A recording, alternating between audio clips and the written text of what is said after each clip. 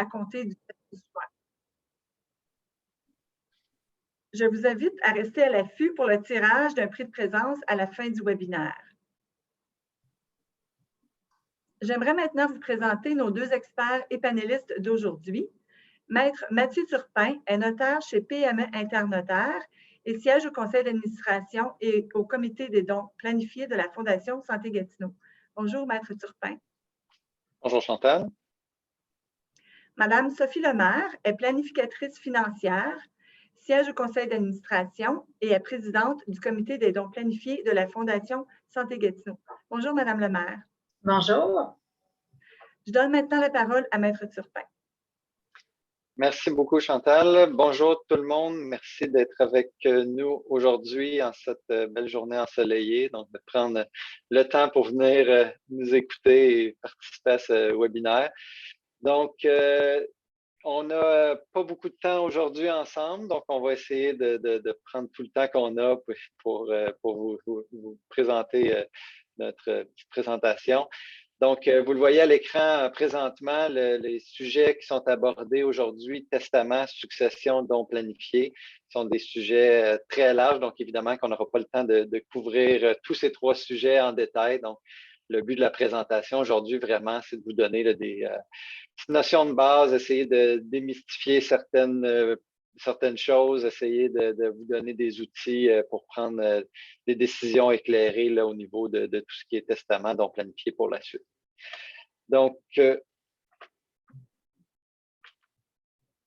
au niveau de la présentation, on va voir certaines choses. Là. Donc, on va parler, on va commencer, je vais vous présenter un peu le principe de succession à Bethesda, donc succession sans testament. Donc, un peu juste vous dire qu'est-ce qui arrive si vous n'avez pas de testament. Après ça, on va parler des successions testamentaires. Donc, c'est quoi un testament? C'est quoi les types de testaments? Un peu qu'est-ce qu'on met dans un testament? Et après ça, on va traiter de tout ce qui est de la notion de don planifié. Donc, spécifiquement, c'est une présentation sur les testaments. Donc, on va parler de legs testamentaire, comment faire un leg testamentaire à Fondation Santé, Gatineau, des petites choses comme ça. Donc, voilà. Comme Chantal l'avait mentionné, la présentation aujourd'hui, une durée à peu près d'une quarantaine de minutes. Et donc, si vous avez des questions, on vous invite à les poser en bas, le petit bouton Q&A ou QR. Et à la fin de la présentation, on va prendre certaines questions et y répondre. Et pour toutes les questions qu'on n'aura pas eu le temps de répondre pendant la présentation, on va vous contacter par la suite là, pour pouvoir répondre à vos questions. Alors, Mathieu, si tu permets, avant d'aller plus loin, je me permettrais de t'en poser une question. On entend souvent les gens dire qu'ils sont protégés en cas de décès simplement parce qu'ils ont un conjoint ou une conjointe. Alors, j'aimerais t'entendre là-dessus dès maintenant. Là. Qu'en dis-tu?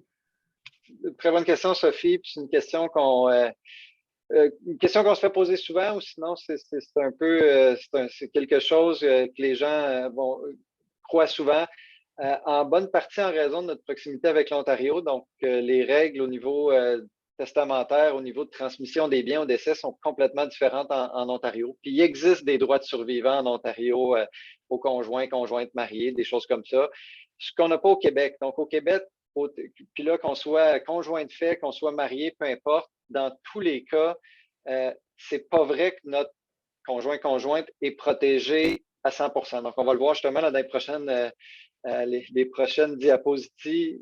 Donc, je vais vous exposer un petit peu c'est quoi les impacts. Mais si on n'a pas de testament qui vient prévoir spécifiquement que nos biens vont à notre conjointe, la réponse c'est non, ils ne sont pas par défaut protégés là, par le Code civil du Québec. Donc, justement, si on n'a pas de testament, qu'est-ce qui se passe?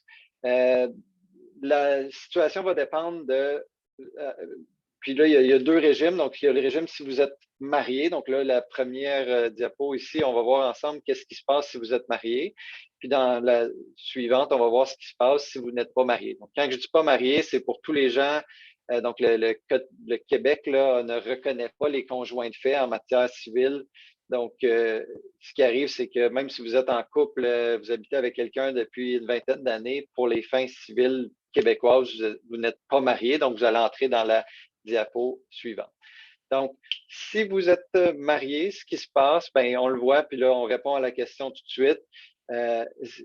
Si vous êtes marié puis vous avez des enfants, mais votre succession va être partagée 1/3 à votre époux-épouse et 2/3 à vos enfants. Donc, c'est comme c'est si vous avez des enfants. Puis après ça, si vous n'avez pas d'enfants, ben là, on voit 2/3 à l'époux-épouse, 1/3 aux parents. Si les parents sont décédés, ben là, c'est partagé entre l'époux-épouse et les frères et sœurs. Donc, le seul temps où ce que notre époux-épouse, si on est marié, est protégé sans testament, c'est dans le cas où on n'a pas d'enfants, on n'a plus de frères et sœurs, on n'a plus de parents, donc pas la situation de la majorité des gens. Donc, pourquoi est-ce que c'est un problème, ça? Pourquoi est-ce que c'est une situation qui vaut la peine qu'on en discute ce matin? Ben, c'est que, comme vous le voyez, ce n'est pas tout qui va notre époux-épouse. Puis je prends un peu la situation classique, qui est ma situation, par exemple. Je suis marié, je suis propriétaire de ma maison avec ma femme.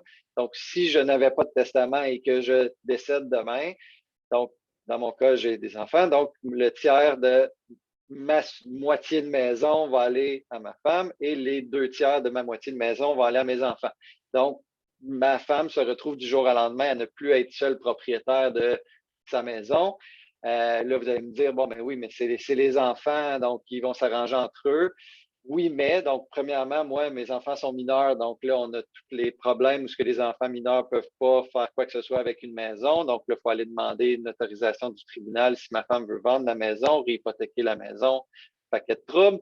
Puis bon, si j'avais pas d'enfants, bon, là, on tomberait où ce que ma femme deviendrait copropriétaire de sa maison avec ses beaux-parents, son beau-frère, sa belle-sœur, selon la situation. Il y en a qui vont me dire, bah oui, ils s'entendent tout bien, puis il y en a d'autres qui vont peut-être faire, oups, c'est peut-être pas une bonne idée. Donc, voilà. Donc, à vous de voir c'est votre situation, mais dans la plupart des situations, les gens vont dire, oh, même si je suis marié, ça fonctionne peut-être pas pour moi si j'ai pas de testament. Principe semblable si vous n'êtes pas marié, donc conjoint de fait, toutes ces choses-là.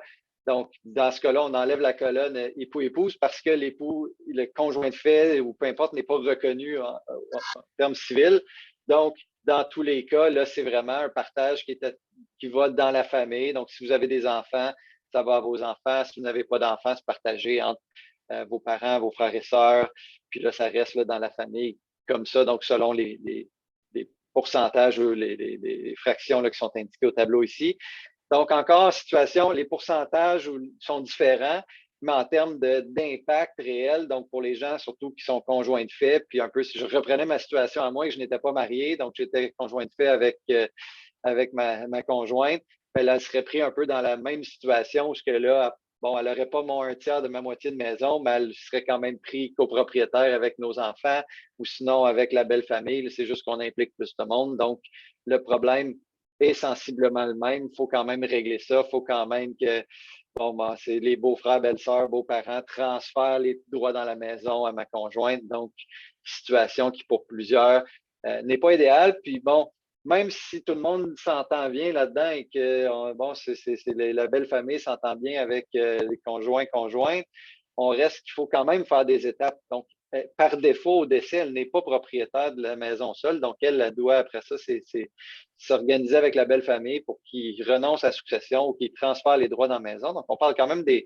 on implique des gens, des étapes additionnelles. Donc, pas une situation idéale dans la plupart des cas.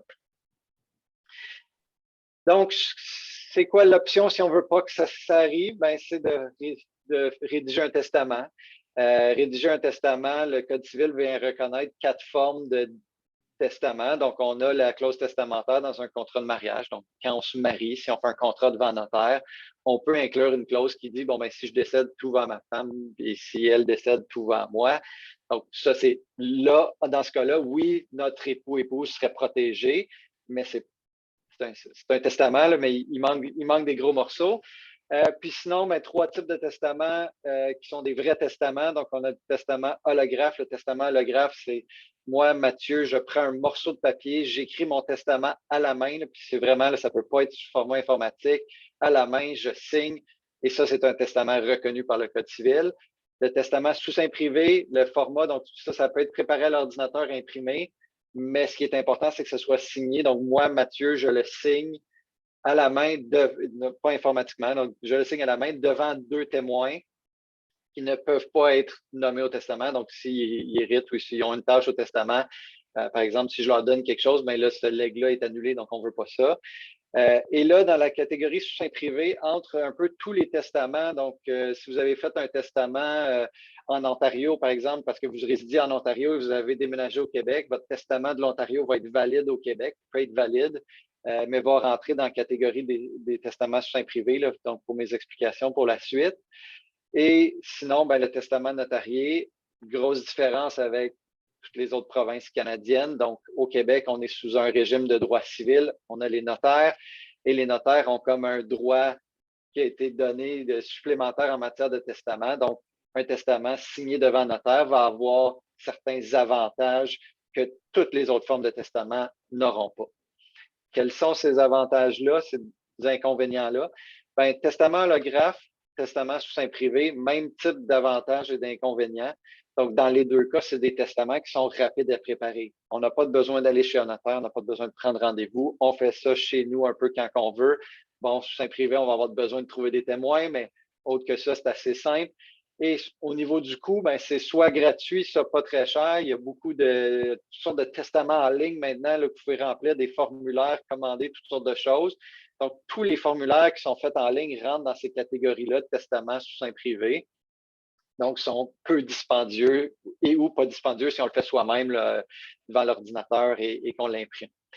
Les inconvénients, ces formes de testament-là, bon, ben, puis ça, souvent, l'inconvénient majeur, puis surtout là, quand si vous allez essayer de vérifier des testaments en ligne, on n'en parle pas beaucoup. Tous ces testaments-là, donc, que ce soit holographe, que ce soit sous seing privé, donc testament qui provient de n'importe quelle autre province, qui provient d'un autre pays, qui a été fait en ligne, peu importe, le testament, avant d'être utilisé au Québec, doit être vérifié. Donc, il faut faire un processus qui est soit devant les tribunaux, soit devant un notaire. Dans le fond, le processus, c'est quoi? C'est de dire, bon, ben, on a un testament. Est-ce que c'est vraiment le dernier bon testament? Et si oui, ben, on peut partir le règlement de la succession avec ça. Donc, qui dit processus dit deux choses. Délai. Donc, tant qu'on n'a pas vérifié le testament, on ne peut pas commencer la liquidation de la succession. Régler une succession, c'est très long. Même des successions simples, on parle d'1 an pour régler une succession. Donc, on s'ajoute en plus de ça quelques mois pour le processus au début pour le processus de vérification. Et qui dit procédure additionnelle dit coût. On parle généralement là, de 2 500 à 3 000 $ pour la vérification d'un testament. Donc, tous ceux qui pensent que, bon, je vais faire mon testament en ligne, ça coûte juste 50 $. Oui, ça coûte juste 50 $ sur le coup, mais ce qui est souvent pas expliqué, c'est qu'après ça, au bout de la ligne, pour la succession, ça va leur coûter 3 000 $ pour le faire vérifier, ce beau testament-là. Donc, inconvénient assez majeur. Puis bon, là, procédure longue et coûteuse, c'est un peu ça que j'ai expliqué. L'autre inconvénient de ces testaments-là, la conservation du document. Donc, tout testament qui est rédigé par vous, c'est votre responsabilité de le conserver. Donc, où est-ce que vous le gardez à la maison, dans une boîte à la banque? Donc, il faut s'assurer que vos héritiers vont être capables de le retrouver, de un. Et de deux, il faut s'assurer que l'héritier qui leur retrouve le testament, ben, vous n'avez pas décidé de ne pas rien lui laisser, puis lui, il dit, ben, j'aime pas ça, ce testament-là, et je le mets à la poubelle. Donc, il y a une question de conservation, de sécurité là, qui devient votre responsabilité à ce moment-là. Le testament notarié, utilisable immédiatement au moment du décès. Donc, on n'a pas cette procédure de vérification-là avec un testament notarié. Donc, si vous avez un testament notarié au décès, il faut faire, et dans tous les cas, là, peu importe, la première étape, c'est toujours une recherche testamentaire. Donc, vérifier auprès de la Chambre des notaires du Québec, Barreau du Québec, quel est le dernier testament enregistré auprès de ces instances-là. Et dès qu'on a les résultats de recherche testamentaire, si la recherche testamentaire nous dit « Ah, le dernier testament était en date du 10 juin 2021 avec Mathieu Turpin. On a un testament en date du 10 juin 2021 avec Mathieu Turpin. » Bon, on est bon, on peut commencer la liquidation de la succession. Donc, beaucoup plus rapide. Il n'y a pas de coût pour la fameuse vérification non plus parce que, bon, le testament notarié n'a pas de besoin d'être vérifié. Donc, par la signature du notaire, il y a une authenticité ajoutée qui dit oui, c'est un testament valide et bon, le testateur savait ce qu'il faisait, a compris, était capable à ce moment-là, ces choses-là.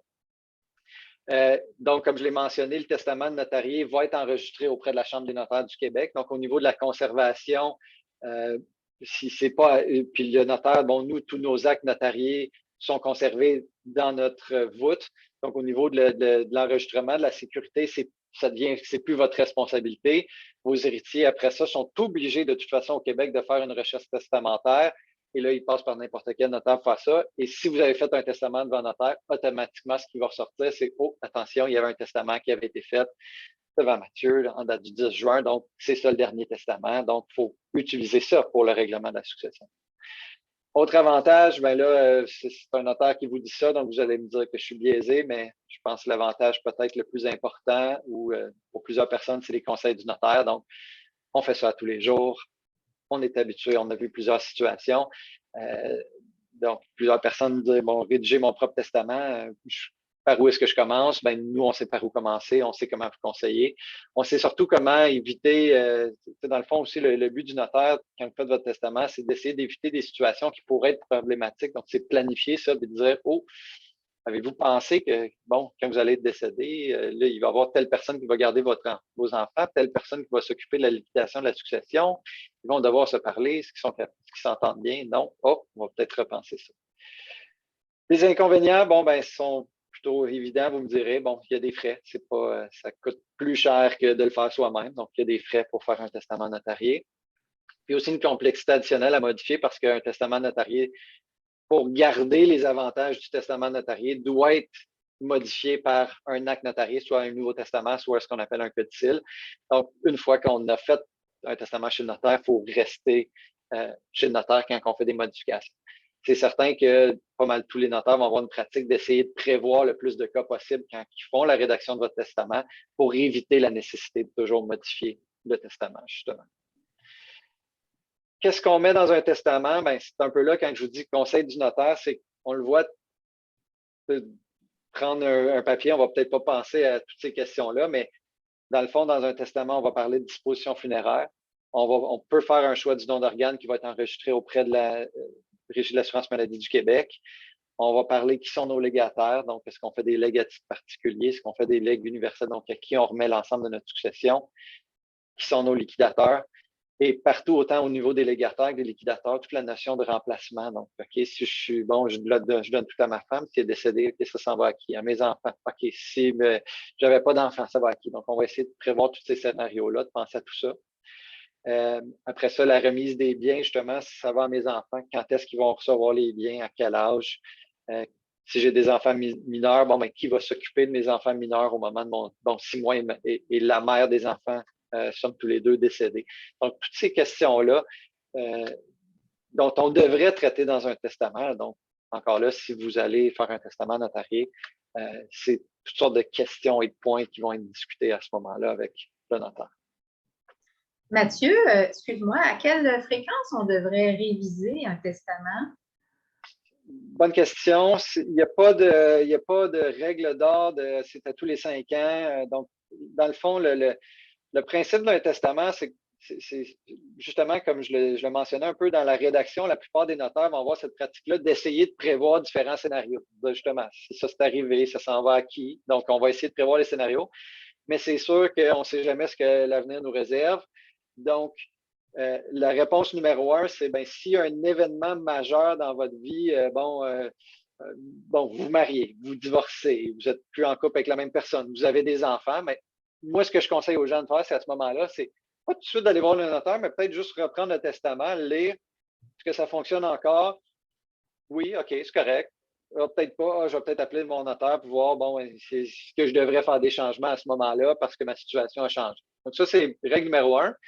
Puis après ça, pour ceux que leur situation personnelle, familiale, financière ne change pas tant que ça, moi, généralement, c'est ça, je dis de les ressortir justement aux 3-5 ans à peu près, juste lecture rapide, là, pas, donc juste dire, est-ce que dans ma situation, je lis ça, est-ce que c'est encore mes souhaits, est-ce que c'est encore ce que je veux, est-ce que ça fonctionne encore? Ou, oh oui, j'avais mis tel ami pour faire ça, mes enfants sont plus vieux, ça ne marche plus, donc il n'y a pas de règle de quand est-ce qu'il faut le changer. C'est de se reposer la question à toutes les quelques années de est-ce que ça fonctionne encore pour nous? Et si on n'est pas certain, à ce moment-là, de poser la question au notaire qui va peut-être dire ah non, ça le prévoyait déjà correctement dans le testament, pas besoin de le modifier, ou ah oui, là, c'est vraiment quelque chose que c'est un changement qui est trop important, il va falloir penser à modifier le testament à ce moment-là. Donc, petite présentation sur les testaments. Pourquoi est-ce que je vous ai parlé de ça? Bien, pour essayer peut-être, pour ceux qui n'ont pas de testament, que vous puissiez vous poser la question à savoir, est-ce que j'en ai besoin d'un? Est-ce que c'est une bonne chose pour moi? Et après ça, de prendre une décision éclairée par rapport, je vais faire mon testament, de quelle manière est-ce que je vais le faire selon ce qui a été présenté. Et tout ça pour vous amener un peu à vous introduire le concept de don planifié de legs testamentaire. Donc, c'est quand vous pensez à faire un testament ou à refaire votre testament, c'est là le bon moment justement de se poser ces questions-là, puis de se dire, est-ce que ce serait peut-être pour moi de penser à faire un don planifié par testament? Qu'est-ce qu'un don planifié? Donc, un don planifié, le legs testamentaire est un type de don planifié, on va le voir. Mais plus généralement, un don planifié, puis là, on vous a mis à l'écran la définition de l'Agence du revenu du Canada. C'est un programme de financement, donc c'est des arrangements de dons qui servent les intérêts de l'organisme de bienfaisance et qui vous conviennent pour votre situation personnelle, financière et fiscale. Donc, dans le nom même, c'est quoi? C'est planifié. Donc, c'est par opposition à un don que vous faites comme ça à un organisme parce que vous êtes sollicité sur les réseaux sociaux par des amis. Donc, ça, c'est des dons qui ne sont pas planifiés. Donc, un don planifié, c'est un don, ce que vous y avez pensé. C'est quelque chose que l'organisme, qui va servir ses intérêts. Donc, qui dit ça, on dit souvent dans le don planifié, l'organisme va être impliqué d'une certaine manière, va être au courant. Mais surtout, c'est que ça vous convient personnellement, financièrement et fiscalement. Donc, il y a un objectif derrière ça, vous y avez pensé, puis vous avez essayé de remplir un objectif en faisant ce don-là. Donc, quelles sont les différentes formes de dons planifiés? Donc, le type dont on va parler tout particulièrement ensemble aujourd'hui, le don testamentaire, aussi appelé legs testamentaire. Il y a d'autres types de dons planifiés également. Donc, on parle de dons de police d'assurance vie, des dons de valeur immobilière, donc des biens immobiliers. On peut faire un don d'un immeuble à revenu, de toutes sortes de choses, d'un chalet. On peut faire un don de valeur mobilière, des valeurs cotées en bourse. On peut donner ça à des organismes, puis il y a toutes sortes de raisons de le faire. Faire rente de bienfaisance, donc, puis là, même constituer un fonds de dotation, là, si on est dans quelque chose d'autre, mais ce sont des exemples de dons planifiés. Mathieu, est-ce qu'il faut être très fortuné pour penser à un don planifié? Pour moi, c'est un don catégorique. Pour moi, c'est pas faire un don planifié, un don par testament, c'est pas une question d'actifs financiers. Souvent, c'est peut-être les gens vont croire ça, que ça prend un certain nombre d'argent pour faire un don, mais pour moi, c'est non. Pourquoi? Deux raisons principales. D'un, parce que c'est possible de faire un don à la mesure de ses capacités financières et donc, c'est pas. Dans le fond, tous les organismes de bienfaisance, peu importe le montant du don, vont être contents, ça va les aider, ça va faire un impact. Donc, on n'a pas besoin d'avoir un certain nombre d'argent pour faire une différence avec un don. Donc, ça, c'est d'un côté. Puis, deuxièmement, c'est parce que le don, le legs testamentaire, par exemple, peut être fait selon vos capacités financières. Donc, on peut donner des montants qui vont vous convenir. On peut faire des legs de pourcentage qui vont vous convenir. Il y a toutes sortes de manières de justement de faire un don qui, selon votre situation financière, va faire du sens.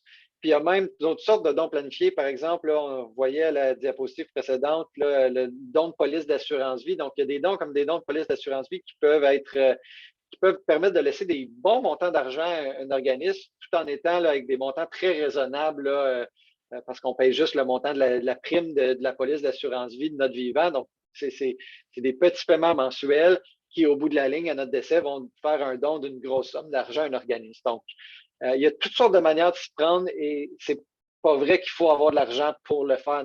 Donc, c'est que, dans le fond, c'est de choisir le don et de l'adapter à votre situation là, qui est important à ce niveau-là. D'accord. Donc, qu'est-ce qu'un don par testament? Ça le dit dans le mot, donc ce qu'on appelle un legs testamentaire. C'est un moyen qui est simple et accessible de planifier une contribution significative. Donc, planifier parce que c'est dans notre testament. Donc, on ne fait pas le don tout de suite. On planifie ce don-là au moment de notre décès. Et donc, il y a une part de réflexion parce que, bon, il faut déterminer à quel organisme, c'est quoi le montant, c'est comment que ça va être fait. Donc, il y a cette réflexion-là derrière ce don-là. Et là, on le dit ici, ce type de don s'adresse à toute personne, peu importe son âge, sa situation financière. Donc, il n'y a pas de... N'importe qui peut faire un don testamentaire. Pourquoi le don testamentaire? On a mis quelques petites pistes d'idées de pourquoi. Il y a toutes sortes de raisons. Mais bon, un peu ceux qu'on entend le plus fréquemment, bon, ben, continuer de soutenir la Fondation Santé Gatineau après son décès. Donc, pour ceux qui sont déjà des donataires et qui veulent un peu, qui voudraient poursuivre ça parce qu'ils donnent, bon, annuellement, par exemple, des choses comme ça et qui veulent, même après leur décès, poursuivre, de soutenir, ben, c'est la manière de le faire. Après ça, ben, laisser sa marque, avoir un impact dans sa communauté. Donc, justement, se dire, bon, ben, une fois décédé, j'aimerais ça quand même continuer parce que souvent, là, c'est ce que les gens vont me dire, bon, parce que j'ai des enfants, de la famille qui est dans la région, donc je veux continuer d'aider le milieu de la santé en Outaouais. Donc, même après mon décès, je veux que c'est important pour moi que le milieu de la santé en Outaouais se porte bien. Donc, ça peut être une des raisons. Transmettre ses valeurs, celle-là, c'est celui, peut-être que des fois, les gens y pensent moins, mais d'avoir un don dans son testament. Puis là, tu sais, souvent, le testament, il va y avoir une lecture qui est faite à notre famille, à nos héritiers, nos légataires. Donc, pour moi, je trouve que ça passe un message fort de dire, bon, ben, tu sais, à ses enfants, par exemple, non, c'est important de donner. C'est important, bon, la santé en Outaouais. Donc, oui, vous allez avoir votre part de votre héritage, mais il y a une partie qui va aller à la Fondation Santé parce que, bon, c'est important de donner et justement d'aider ce milieu-là. Donc, je pense que ça passe un beau message. Puis, bon, le dernier, c'est bon, tous les dons, c'est toujours ça. C'est souvent pas la raison pour laquelle on le fait. Mais bon, il y a souvent un avantage fiscal qui vient avec. Surtout au niveau de la succession. Bon, qui dit succession, dans plusieurs des cas, les successions, il va y avoir de l'impôt à payer au moment du décès. Donc, ça peut être une manière, bon, et oui, d'un, c'est une manière de payer moins d'impôts, mais c'est aussi, ça peut être fait dans une planification, justement, en disant, bon, ben, on va laisser un fardeau fiscal important à nos enfants. Donc, oui, c'est beau qu'on leur laisse un héritage, mais bon, on a des immeubles, par exemple, puis là, ils veulent garder les immeubles, mais il y a plein de gains en capital à payer sur ces immeubles-là. Donc, s'ils veulent les garder, ils vont devoir payer de l'impôt. Puis, donc, il y a des mécanismes, justement, pour dire, bon, ben, j'en arrive à ce qu'ils puissent garder ces immeubles-là, à ce qu'il n'y ait pas une grosse facture d'impôt à payer en faisant un don. Donc, il y a des planifications qui peuvent être faites pour ça. Et justement, là, donc, puis là, j'ai pas de date, là, mais l'intention du comité de dons planifiés, c'est d'avoir un prochain webinaire, justement, où ce que vous allez voir un peu plus les autres types de dons planifiés, voir un petit peu plus les notions fiscales derrière ça. Donc, pour ceux que ça pourrait intéresser, restez à l'affût parce qu'on va avoir une... Bon, je suis notaire, je ne suis pas comptable fiscaliste, là, donc je ne peux pas... moi, les notions fiscales, ce n'est pas, ce n'est pas mon domaine. Mais on va avoir là, au sein de notre comité, on a des experts dans ce domaine-là là, qui vont pouvoir faire un prochain webinaire pour ceux que ça intéresse, le mieux comprendre justement les différentes planifications fiscales qu'on peut faire par toutes sortes de dons planifiés. Mathieu, avant que tu poursuives, si tu me permets, j'aimerais ça faire une petite intervention pour nos auditeurs. Je voudrais simplement expliquer comment ça se passe justement avec les dons faits à la Fondation Santé Gatineau. Les gens souvent ne le réalisent pas, mais le seul bénéficiaire de la Fondation Santé Gatineau, c'est le CISO. Alors, comment ça fonctionne? C'est que chaque année, le CISO fait part de ses priorités d'investissement à la Fondation, qui ensuite sollicite auprès des donateurs leur appui pour répondre aux besoins les plus urgents. Mais aussi, on ne se le cachera pas, les besoins sont toujours grandissants avec, entre autres, le vieillissement de la population. Donc, les dons vont permettre de répondre à des besoins immédiats, mais aussi des besoins futurs, donc on veut planifier pour l'avenir. Puis, j'aimerais partager une belle histoire. La santé, c'est très vaste. Et puis, dans l'Outaouais, on a plein de beaux projets en cours. Un exemple de ça, les gens souvent ne savent pas, mais on a une sommité, un psychiatre qui s'appelle M. Dr. Bergeron, Richard Bergeron, qui a consacré toute sa vie professionnelle à faire des recherches, qui a essayé d'améliorer la qualité de vie des gens qui souffrent de problèmes de santé mentale. Il travaille à l'hôpital Pierre-Janet et puis il avait un rêve. Il voulait essayer d'avoir une cour aménagée à l'extérieur de l'hôpital Pierre-Janet pour le bénéfice justement des patients. Parce que, vous savez, la santé mentale, c'est un problème extrêmement préoccupant, surtout après la pandémie. Puis ça commence très, très jeune. Là. Il y a des patients à Pierre-Janet qui sont des enfants même, des adolescents, des adultes de tous âges. Souvent, ils font des séjours de plusieurs semaines et même de plusieurs mois à Pierre-Janet. Donc, Dr Bergeron avait le rêve d'avoir une cour aménagée, un sentier récréatif, quelque chose à l'extérieur qui permettrait aux patients de profiter un petit peu là, de la nature, pouvoir contribuer à améliorer leur santé mentale. Et puis, écoutez, il croyait tellement, il voulait mettre même de sa poche des sommes. Alors, il a proposé de jumeler les dons jusqu'à 200 000 $. Donc, là, il a donné un premier 100 000, on a recruté des dons pour 100 000 $ et ça continue. Là, il est prêt à mettre bientôt un autre montant pour qu'on puisse atteindre au total 400 000 $. C'est le coût du projet. Alors, je vous raconte cette histoire-là. Je trouve que c'est une très belle histoire. On est confiant qu'on va pouvoir y arriver. Mais c'est de ce genre de projet-là qu'on a avec la Fondation. Puis, c'est le genre de projet qui, malheureusement, n'est pas remboursé par le ministère de la Santé, mais qui peut faire une grosse différence dans la vie des gens qui souffrent et qui sont malades. Alors, en tout cas, je vous invite si vous voulez en savoir plus, n'hésitez pas à communiquer avec les gens, l'équipe de la Fondation, on pourra vous en parler plus longuement.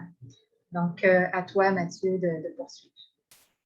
Merci, Sophie, pour le témoignage. Puis, je pense que c'est des exemples comme ça qui viennent toucher peut-être le côté un peu plus technique de ma présentation. Là. Bon, je dis des belles choses, je choisis de faire un don significatif. Puis je pense que c'est des beaux exemples comme ça qui démontrent à quel point ça peut être significatif de faire un don, de planifier un don là, en faveur de la Fondation. Donc, merci pour ça. Puis, je pense que sur la diapositive ici, je reviens un peu en arrière, mais je reviens même à la question de est-ce qu'il faut être fortuné? Aussi, ce qu'il faut penser, c'est qu'un don, par exemple, un don testamentaire, ça se modifie. Donc, si on fait un don parce qu'aujourd'hui, on se dit, bon, ben, je suis capable de donner tel montant d'argent, si notre situation financière va mieux ou va moins bien dans le futur, on peut toujours modifier ça. Donc, on peut toujours l'adapter justement à nos capacités et à notre budget, là, dans le fond, là, à ce moment-là. Donc, on peut toujours modifier ça pour que ça soit ce qui est mieux adapté.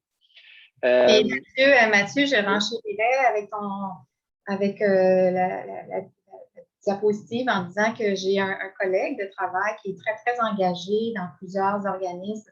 Puis, il a décidé, je trouve ça intéressant de le partager avec nos auditeurs, il a décidé récemment d'inscrire dans son testament qu'il léguait 4 % de sa succession à des organismes de son choix.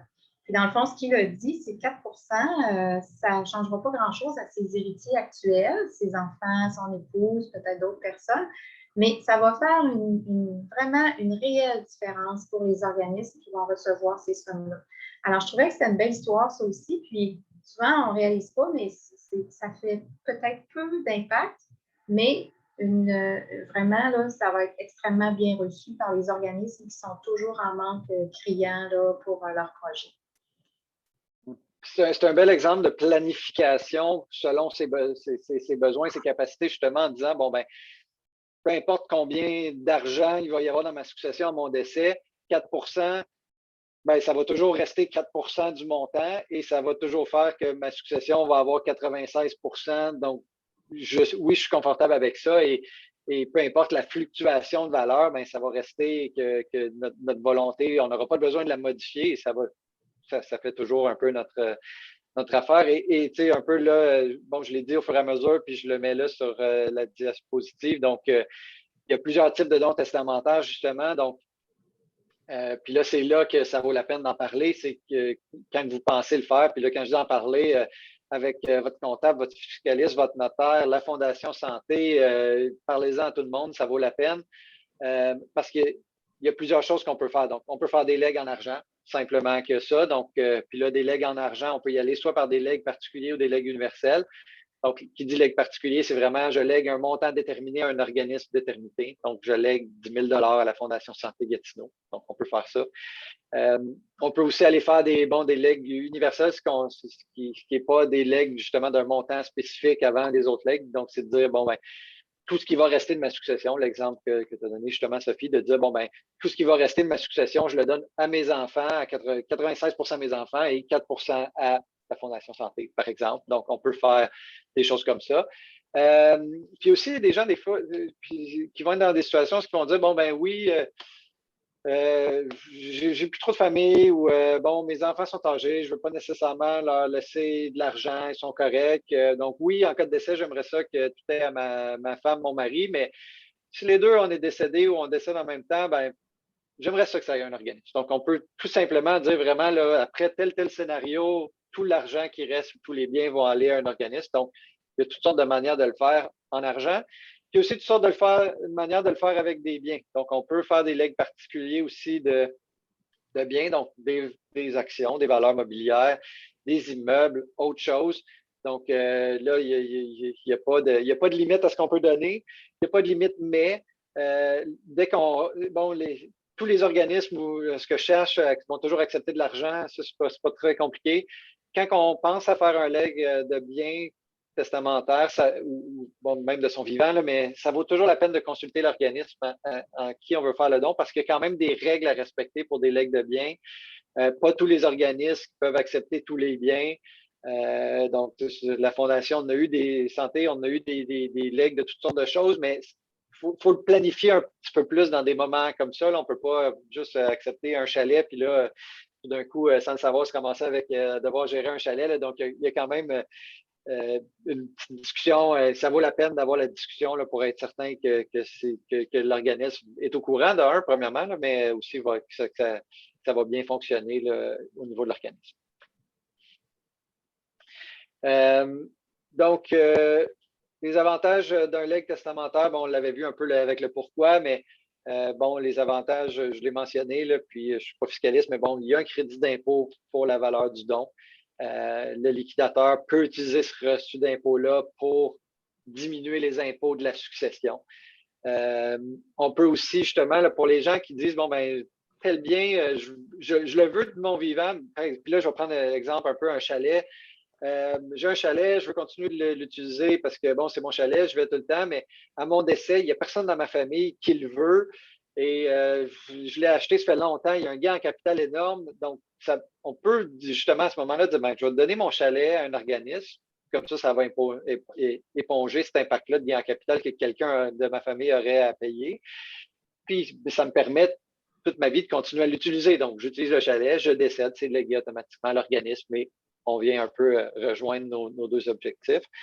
Puis il n'y a pas de frais en tant que tel à faire un legs testamentaire, donc il n'y a pas de frais derrière le don. Là, donc oui, il faut faire le testament, donc il y a des frais pour le testament, mais il n'y a pas de frais additionnels ou reliés au legs testamentaire.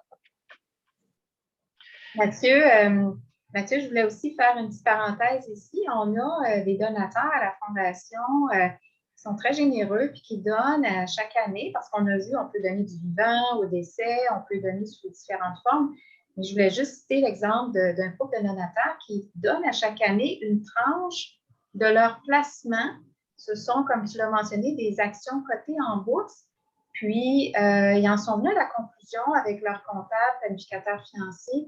Ils en sont venus à la conclusion que c'était la meilleure façon de faire parce qu'ils voulaient donner, mais en même temps, ces actions-là en bourse avaient été achetées il y a longtemps, puis il y avait un gros gain en capital. Alors, s'ils avaient vendu les actions pour ensuite les donner à la Fondation, ils auraient dû payer un montant substantiel en impôts sur ce gain. Donc, ça a été finalement la conclusion, c'était préférable de donner carrément une tranche chaque année de leurs actions, de leurs placements. Alors, c'est un exemple de don planifié aussi là, pour illustrer tout ce que tu viens d'expliquer. C'est un bel exemple en ce sens que ils voulaient le faire le don de toute façon. Et là, d'avoir eu la discussion, ça leur a juste permis de donner plus parce qu'il n'y avait pas, justement, s'ils avaient juste vendu leurs actions, payé l'impôt, puis après ça, donné ce qui restait, ils auraient fini par faire un don d'une valeur moindre. Donc, au bout de la ligne, ils se départissent des mêmes biens. Ça ne leur coûte pas plus cher, mais ils finissent par faire un don qui est plus significatif. Donc, je pense que ça, c'est un très bel exemple de pourquoi est-ce que ça vaut la peine d'en parler avec des professionnels. Puis là, on parle surtout et de la fondation et de comptables, planificateurs financiers, fiscalistes, parce qu'il y a des manières comme ça on fait la même, le début et la fin est la même, mais au bout de la ligne, on a fait pas la fin. Bon, le procédé est un peu le même, mais quand on arrive, on finit par faire un don plus significatif. Ou on peut même dire, bon, on finit par faire le même don, mais ça nous coûte moins cher peut-être. Donc, il y a des manières comme ça de le planifier, justement. Donc, ça, c'était des exemples de clauses testamentaires un peu. Puis là, j'en ai parlé, mais tu sais, je pense qu'il est important au niveau des clauses testamentaires, c'est que la rédaction est importante parce qu'on peut faire plusieurs choses, mais il faut bien le dire. Donc, c'est pour ça que, puis là, bon, encore là, vous allez me dire, le notaire me dit d'aller voir un notaire. Bien oui, parce que d'aller voir un notaire, il va pouvoir vous aider avec la rédaction de cette clause-là pour vraiment remplir votre objectif. Donc, pour que vos volontés réelles soient mises sur papier et qu'à votre décès, ce soit vraiment vos volontés qui soient appliquées dans le fond. Donc, exemple un peu là, qui nous a été fourni par quelqu'un qui connaît ça, la comptabilité, la planification, ce qui n'est pas moi. Donc, par exemple, j'ai mentionné un peu le legs d'un chalet. Donc, on peut, en faisant un don de chalet, bon, ben, là, on y voit la valeur serait de 100 000 $. Il a été payé 50 000 $. Donc, on donne le chalet à la fondation.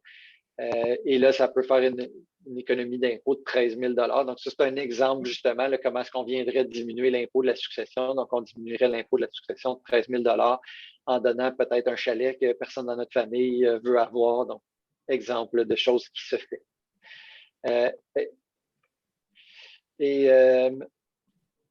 Peut-être, je reviens un petit peu en arrière, mais tout ça se fait. Et là, donc, je leur dis ici, bon, je l'ai dit, consulter des professionnels parce que justement, il y a plusieurs manières de. Puis là, il y a toutes sortes d'impacts autant dans la rédaction de la clause que comment c'est fait. Donc, parce que, puis là, après ça, c'est à vous un peu d'y aller selon votre imagination. Donc, on peut donner justement une somme d'argent à la fondation. On peut donner de l'argent dans un domaine spécifique. Donc, c'est à vous de vraiment de voir. C'est pour ça que ça vaut la peine de communiquer avec des gens de la fondation pour voir, bon, ben, y a-tu des besoins, qu'est-ce qu'on peut faire, comment est-ce qu'on peut vraiment vous aider. Donc, ça, vraiment, si vous avez des questions par rapport à ça, Chantal est toujours disponible pour répondre à ces questions-là. Et sinon, là, justement, on a un comité de dons planifiés à la Fondation qui est composé de sortes d'experts. Je pense que c'est dans la. Oui, donc ça, juste ici, là, donc on est plusieurs experts dans tous les domaines. On a Sophie qui est planificatrice financière, on a une fiscaliste, on a une gestion de patrimoine, on a un avocat fiscaliste. Donc, si Chantal n'est pas en mesure de répondre à votre question parce que c'est quelque chose qui est un peu plus technique, que ce soit juridique, fiscal, financier, ben, on a quand même les experts là, pour être en mesure de répondre aux questions puis de vous aider là, justement là, à faire le don qui vous convient. Et donc, si on revient à pourquoi faire ça, ben, pour faire une différence dans l'amélioration des soins de santé dans la région de l'Outaouais. Donc, oui, donner de son vivant, c'est bien. Oui, tous les organismes apprécient les dons, surtout à la Fondation Santé, on apprécie énormément vos dons. Mais de penser à faire un don planifié, là, ça peut permettre de poursuivre cette démarche-là que vous avez déjà continué de votre vivant. Donc, ça fait le tour de ma présentation. Merci encore une fois de votre présence aujourd'hui. Nos coordonnées sont toutes ici si vous avez des questions directement. Puis comme je le dis, sinon, le Chantal va se faire un plaisir de répondre aux questions. Donc, Chantal, je te cède la parole. Oui, bien, merci, M. Turpin. On a une question ici justement pour vous. Alors, on voudrait savoir, la société d'acquet est-elle un contrat de mariage ou constitue-t-elle un document testamentaire? Donc, non, la société d'acquet, dans le fond, c'est le régime de base quand on se marie. Donc, rapidement, là, quand on se marie au Québec, puis là, encore là, c'est par opposition, l'Ontario, c'est complètement différent. Donc là, on parle vraiment du Québec. Donc, quand on se marie, par défaut, on se marie. Le régime qui s'applique à un couple qui se marie, c'est le régime de la société d'acquet. Donc, c'est un régime qui n'est pas un régime testamentaire. Donc, c'est un régime qui régit les règles entre le couple marié du moment du mariage. Donc, le principe de la société d'acquet, c'est du jour du mariage, tout ce qui est accumulé après ce moment-là est aux deux en part égale, peu importe que ce soit qui va l'acheter ou qui va le vendre. Donc, tous les biens sont aux deux. Et donc, c'est un régime qui, oui, va avoir une application au décès. Donc, parce qu'au décès d'une des personnes du couple marié, il faut d'abord régler la société d'acquet. Donc, il va falloir partager le patrimoine familial, le régime de la société d'acquet, mais ce n'est pas un régime testamentaire. Donc, il faut le régler au moment du règlement de la succession, mais ce n'est pas considéré testamentaire. Donc, une fois qu'on a réglé ça, après ça, on règle la succession, là, dans le fond. Là. Donc, ça fait partie. Et si on ne veut pas l'application de la société d'acquet, pour finir un peu mon explication, on peut faire un contrat de mariage au moment de se marier, puisqu'on choisit le régime de la séparation de biens, qui est le régime où, là, à partir du mariage, le principe général, c'est que, puis là, sans rentrer dans les détails, là, on a toujours le patrimoine familial qui s'applique, donc tout ce qui est résidence de la famille, véhicule, l'usage de la famille, régime de retraite et de pension, tout ça, c'est toujours moitié-moitié à partir du mariage. On ne peut pas s'en sortir au Québec, mais tout ce qui est autre que ces choses de base-là, sous un régime de séparation de biens, c'est ce qui est à moi, ce qui est à toi, ce qui est à toi, puis ce qu'on a acheté ensemble est à nous deux. Donc, c'est le régime un peu plus comme le régime de base en Ontario. Mais dans tous les cas, qu'on soit en société d'acquet ou en société de biens, on a le patrimoine familial qui s'applique. Donc, au décès, il faut régler le patrimoine familial. Si y a société d'acquet, il faut régler la société d'acquet, puis après ça, il faut régler la succession. C'est ça le règlement standard d'une succession. Parfait. Donc, je vous remercie beaucoup, Mathieu Turpin. Merci beaucoup, Madame la maire, pour le temps que vous nous avez consacré aujourd'hui et pour avoir partagé votre expertise avec nous. Je vous rappelle que la présentation va être disponible sur le site Web de la Fondation à compter de lundi, le 14 juin. On a aussi procédé à un tirage très scientifique. Donc, vraiment, on a utilisé un logiciel en ligne. Alors, j'ai le plaisir de vous annoncer que la personne qui remporte notre prix de présence aujourd'hui est Véronique Semexan. Alors, félicitations. On va communiquer avec vous pour que vous puissiez récupérer votre prix. Alors, je remercie tout le monde encore de votre participation aujourd'hui. J'espère que vous avez été inspirés par les propos de Mathieu Turpin et ceux de Madame la maire. Et on vous donne rendez-vous pour un prochain webinaire. Alors, d'ici là, je vous souhaite bon après-midi et un très bel été. Merci beaucoup.